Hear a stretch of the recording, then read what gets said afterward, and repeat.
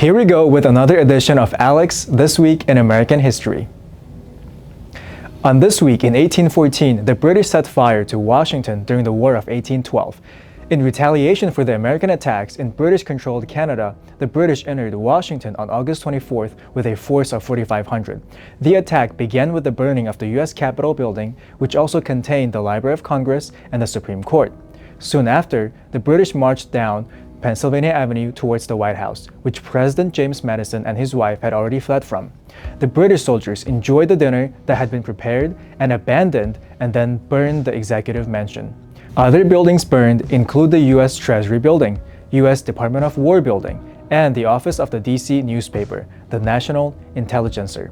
After the government returned to Washington, there was a debate about moving the nation's capital.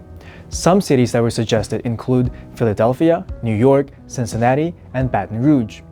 However, Congress voted to retain Washington as the capital, and the city was rebuilt. On this week in 1963, Dr. Martin Luther King Jr. made his famous I Have a Dream speech. At the height of the civil rights movement, leader Martin Luther King helped lead the March on Washington for Jobs and Freedom, which saw participation between 200 and 300,000 people.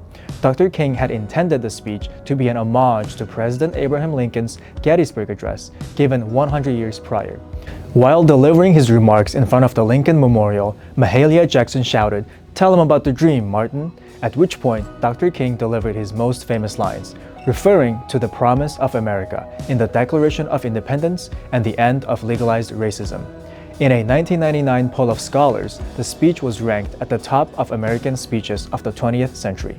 And on this week in 2005, Hurricane Katrina hit the Gulf Coast. On August 29, 2005, Katrina made landfall in Burris, Louisiana as a strong Category 3 storm with 125-mile-per-hour winds.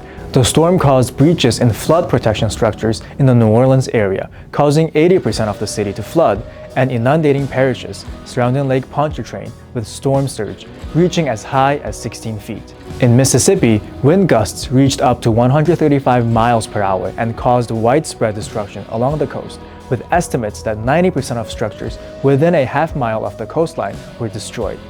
The storm, which displaced more than 1 million people from the Gulf Coast, also brought destruction to Alabama and Florida.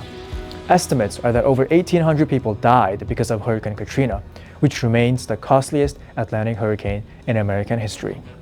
Be sure to join us again next Wednesday for another edition of ALEC's This Week in American History.